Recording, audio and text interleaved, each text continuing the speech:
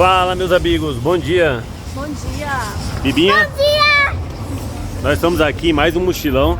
Dessa vez a gente está aqui na cidade de Bogotá, na Colômbia, e indo em direção a Cali. Hoje a gente vai fazer um vídeo um pouco diferente, que é como fazer um mochilão com criança pequena. Que é uma coisa um pouco inusitada, né? Às vezes é um pouco até difícil de ver no Brasil as pessoas fazendo viagens assim um pouco mais de aventura com crianças pequenas. Mas vamos estar dando uma paradinha aqui para estar falando sobre esse tema com vocês. Fica aí.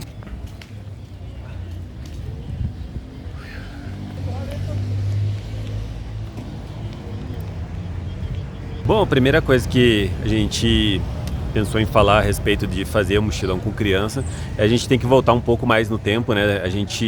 Eu e a Silvinha, a gente leva pouco mais de 10 anos juntos. E desde o começo, né, eu já viajo bastante tempo, né, para fora com meus pais. A gente, quando começou a namorar, né, começamos a morar junto, a gente sempre teve essa ideia, né, de viajar bastante, de aproveitar, de conhecer, principalmente quando a gente ainda tivesse jovem, né, tivesse condições de fazer algumas aventuras. Então, nos primeiros anos nossos, nós fizemos inclusive dentro do Brasil, né? Nós viajamos bastante, fomos para vários lugares legais. Também, com menos de 2 anos que a gente estava junto, a gente fez um mochilão para Machu Picchu, né?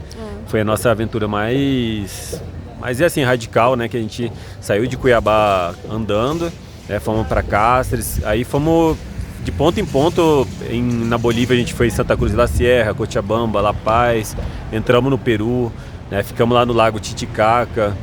E aí a gente chegou a Machu Picchu, também fizemos o trajeto andando, né, de mochilão até Águas Calientes. Subimos em Machu Picchu, né, ficamos mais uma temporada lá.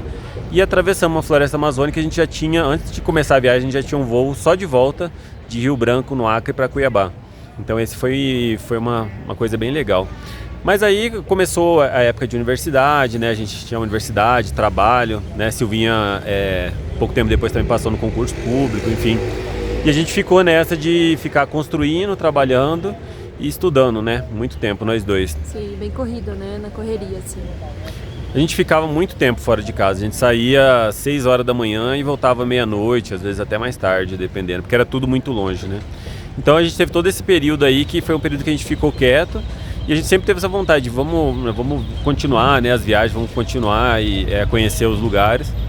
Aí, quando terminou o último ano da faculdade, né, a gente já para formar praticamente em 2019, aí a Silvinha ficou grávida da Elisa. E bem na época eu tocava um bar, né, um bar de rock lá em Cuiabá. E a gente, né, claro, com uma criança muito pequena, a gente fez muitos passeios aí pelo Brasil.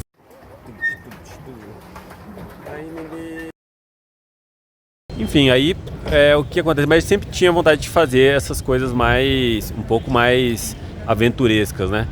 E sempre vinha aquela, né? Porque ela é muito pequena, né? Não vai dar conta de fazer um outro mochilão e tal. Até porque aí no Brasil não é uma coisa muito comum, né, as pessoas fazerem mochilão assim, mas eu já tinha visto, né, em outras ocasiões, e é uma coisa, não vamos dizer que é comum, mas é muito mais recorrente em outros países, fazer mochilão com criança. Inclusive eu pesquisei, né, em vários blogs, assim, de casais que faziam mochilão com criança, viajava 2, assim, 3 anos com criança, e aí relataram, né, e aí deu mais confiança pra gente, né, se é possível fazer, né, então bora fazer. Mas é tudo no exterior, né, a maior parte. Até no Brasil tem, não, né, mas tinha, eu vi uns 2 casais, assim, que faziam. Mas a maior parte, assim, eu já tinha visto no exterior, assim, mulheres sozinhas, mulheres solteiras, assim, né, mães solteiras com criança sozinha, viajando, fazendo mochilão com criança. Então eu sabia que era uma coisa que era relativamente possível, né, era normal, assim, em outros lugares. Então a gente veio se preparando para isso e não foi uma tarefa fácil, né, porque você sair um adulto, viajar é uma coisa, já é uma tarefa difícil. 2 adultos com emprego, com casa, essas coisas é mais difícil ainda. Né, com criança pequena, né, igual ela que estava na crechezinha e tal, aí já foi um pouquinho mais complexo, né, até você unir, né, todas as todas as rotinas, né, de todo mundo e conseguir fazer uma coisa, tipo assim, conseguir todos saírem ao mesmo tempo, né, tirar, igual a Silvinha teve que tirar a licença do serviço público, uma licença não remunerada, né, tivemos que organizar as coisas, né, para ela poder ficar. as coisas poderem ficar lá, né, sozinha. E o tempo de planejamento foi, assim, a gente levava muito tempo planejando isso já, né? Primeiro que a Elisa tivesse uma idade mínima, né, que ela pudesse aguentar caminhar um pouco, né, porque a gente com as mochilas aqui a gente não consegue em todos os momentos carregar ela, então ela tinha que ter uma idade mínima assim para conseguir ter uma noção, né, de conseguir ter um pouquinho de autonomia, né, pelo menos até para ela entender também, né, o que está acontecendo ao redor dela, ter essa interação com outras crianças e tal. Mas que a gente decidiu definitivamente foi um ano se organizando para poder fazer essa viagem aqui. Planejando mesmo, né? Colocando as coisas, organizando tudo. Um ano inteiro fazendo isso. Uhum. Então a nossa caminhada começou lá em São Lourenço, em Minas Gerais. A gente foi para um mosteiro budista que fica aí na cidade de São Lourenço, Soledade de Minas, né, mais especificamente.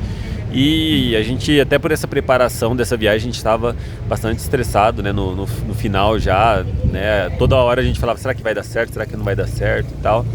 E aí a viagem começou lá em São Lourenço, a gente acabou indo, né, fomos para lá, ficamos 2 meses, né, do lado do templo Sudavari lá. Foi uma experiência muito boa, né, transformadora pra gente, nós gostamos muito de ter ficado esse período lá. E lá mesmo a gente decidiu, né? A gente não tinha ainda certeza se a gente ia ou não ia fazer um mochilão, mas lá a gente bateu o martelo e falou, vamos. Sim, a gente já estava com os passaportes, já tinha tirado e tal. E começamos uma viagem lá na Guatemala. A gente encontrou um voo bem barato para Guatemala. E era um voo... Aí entrava uma outra polêmica, né? Porque a gente não tinha muito dinheiro, na verdade era bem pouco dinheiro. Muito menos assim do que era o recomendável para poder fazer esse tipo de viagem. Mas aí eu achei um voo de São Paulo para cidade da Guatemala, mas um voo só de ida. E como vocês sabem, um voo internacional você é obrigado a comprar a ida e volta, né? Então o que eu fiz? A gente comprou o voo de ida, né? Três passagens, tivemos que comprar de ida para Guatemala e fazer só a reserva da passagem de forma online. Inclusive tem um site, né, que a gente utilizou, vou até deixar aqui na descrição. Aí a gente comprou as 3 reservas com a passagem de volta. Então a gente foi só com a passagem de ida. Por quê? Porque muitas vezes você não quer ir e voltar do mesmo lugar, igual a gente não queria voltar da Guatemala. A gente queria ir de São Paulo para Guatemala e de lá ir descendo toda a América Central e toda a América do Sul. Então não fazia sentido pagar a volta. Aí a gente pagou, né, essas reservas da volta, pagamos íntegro mesmo, foi só a ida, né? Aí chegamos na cidade da Guatemala, né? Foi o primeiro choque cultural nosso lá. No primeiro dia todo mundo passou mal, né? A Elisa, a Silvinha, né, passaram bastante mal lá da comida, né? Esse primeiro choque, né? Esse primeiro contato com a água, com a comida local, com o clima, sei lá, tudo influencia um pouco o cheiro. E aí, nesse primeiro momento eu até fiquei um pouco preocupado, né? A Elisa não queria andar no primeiro dia. Ela tava fazendo bastante mãe, assim, no começo, né?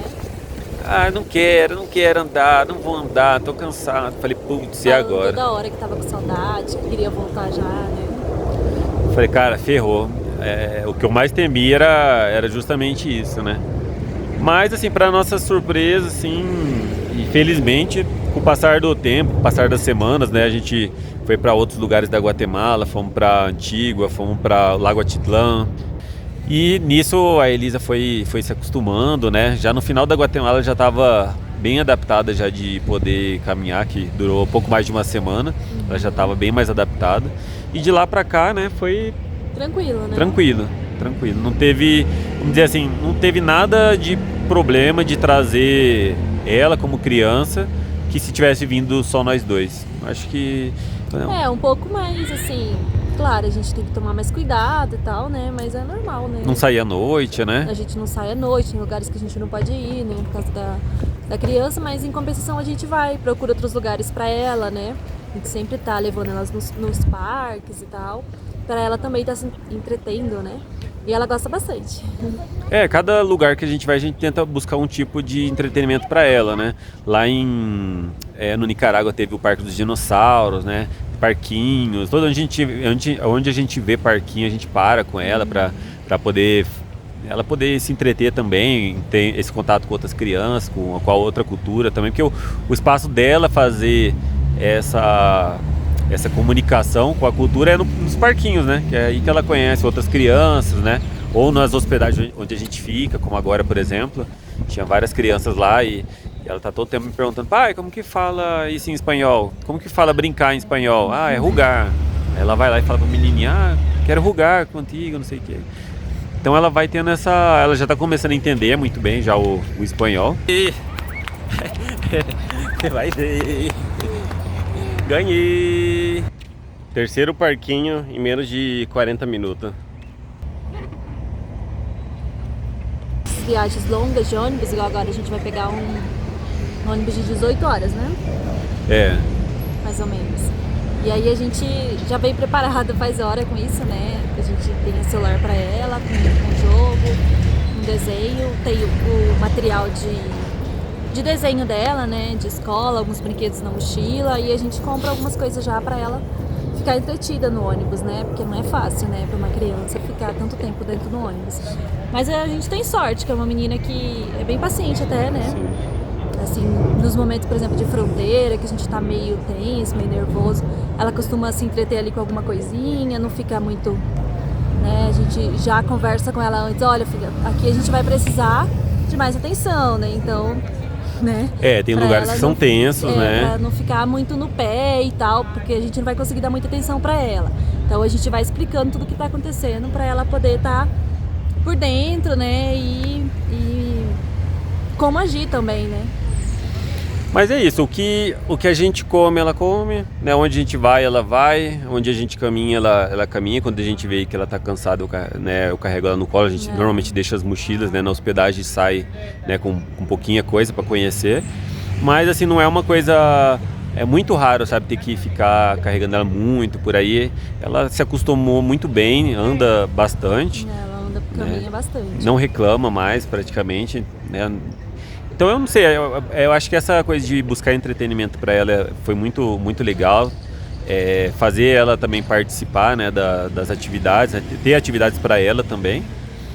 E também eu acho que ela, por a gente ter criado ela em chácara também, né, desde quando ela nasceu, ela nasceu em plena pandemia, então ela foi criada numa chácara, né? Até hoje a gente vivia lá em Cuiabá num lugar meio isolado, assim, de natureza. Então ela sempre foi uma pessoa assim, bem ativa assim, com a natureza, de correr, de fazer coisa física, ir pro rio, né? Ela já sabe nadar, já tem, né, um certo tempo assim. Cara, eu acho que é basicamente isso. Se tiver alguma pergunta que colocar aí nos comentários, a gente vai estar respondendo. Mas basicamente é isso, ela anda com a gente, né?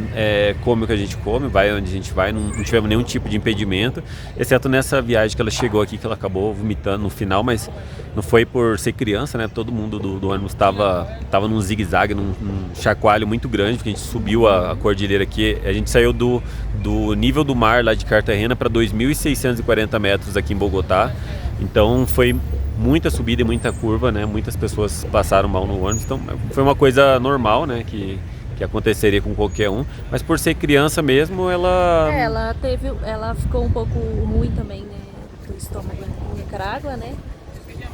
Lembra? Não. Que ela tava reclamando bastante de dor na barriga, assim. Mas aí eu trouxe remédio, né? A gente trouxe o nosso kit de remédio, praticamente não usou. Só esse pra dor no estômago mesmo, que eu já dava pra ela, às vezes, quando ela passava mal em Cuiabá, né? E aí eu trouxe esse remédio pra ela. E aí foi o que eu tava dando pra ela até ela melhorar. E ainda bem que melhorou, não teve mais reclamação, né? É isso, se quiser viajar com criança, viaja. Criança não é um fardo, né? Quando a Silvinha ficou grávida, a gente falou, cara, a gente não vai mudar o nosso estilo de vida por ter uma criança também. Então o que a gente continuava fazendo antes, a gente segue fazendo agora. Lógico, a gente só, como se diz, a gente atualiza um pouco, né, para a realidade de ter uma criança, mas a gente não muda. A gente não vai deixar de ir num lugar porque é criança. Não, se tiver que subir um vulcão, a gente sobe com ela. Se tiver que, né, ir na praia, a gente vai com ela. Se tiver que andar de barco, a gente anda com ela. Porque né, é normal, né? Inclusive os transportes públicos que a gente pega junto com ela, né? Tem crianças locais, né, que utilizam esse... Então ela vê todas as realidades, né? Tudo que pode acontecer. Não é um fardo, dá para você viajar assim com criança, se você estiver planejando isso, não precisa ter medo. É só... É isso, né? a vida ela tem riscos em qualquer lugar. Você pode estar na sua cidade, né? Você pode estar evitando às vezes, mas não tem como 100% das vezes você eliminar todos os riscos ou viver na segurança total, né? Então aqui, querendo ou não, não é tão, sabe, esses países não é tão assim complexo para você poder ir. É só se organizar, né? Ter um plano de evacuação caso tudo der errado. Você tem um plano B para poder, né, voltar para casa e tal. Mas você vê, ó, tá aí, ó, a bichinha fazendo amizade.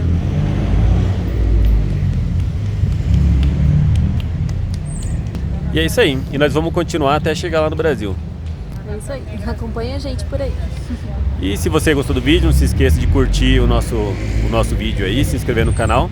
E aí, o próximo vídeo a gente estará já chegando lá em Cali. E obrigada por ver este vídeo até o final. Um grande abraço, até o próximo vídeo. Tchau!